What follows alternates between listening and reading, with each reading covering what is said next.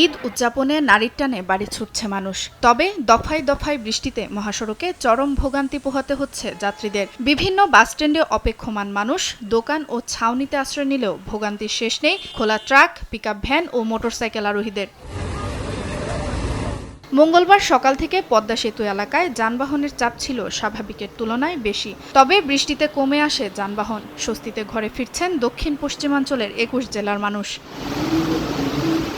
এদিকে কালবৈশাখী ঝড়ে সাময়িক বন্ধ হয়ে যায় পাটুরিয়া দৌলতদিয়া নৌরুটে ফেরি চলাচল। দুর্ঘটনা এড়াতে ১ ঘণ্টা বন্ধ থাকার পর ঘাট থেকে যাত্রা করে ফেরি। টাঙ্গাইলে যমুনা সেতুতে ঢাকাগামী লেন বন্ধ করে ৪ লেনে উত্তরবঙ্গের দিকে ছুটছে যানবাহন। এতে বৃষ্টির পর টাঙ্গাইল অংশে স্বাভাবিক হয় চলাচল।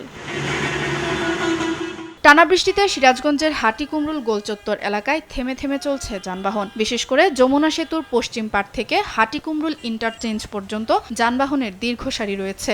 এতে যাত্রীর দুর্ভোগ বাড়লেও বড় ধরনের যানজট সৃষ্টি হয়নি বলে জানিয়েছেন সংশ্লিষ্টরা। রাস্তায় বৃষ্টি, তারপরে ভাঙাচুরা কিছু কিছু জায়গায় আছে, যার কারণে এই দুর্ভোগটা আর কি। বৃষ্টি তো থেমে নেই, বৃষ্টির উপর অনেক ভোগান্তি রাস্তার মধ্যে। রাস্তা অনেকটা জ্যাম, গাড়ি ভাড়াও double.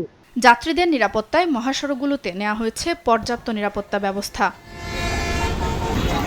Supriya Trisha, news desk, দেশ টিভি।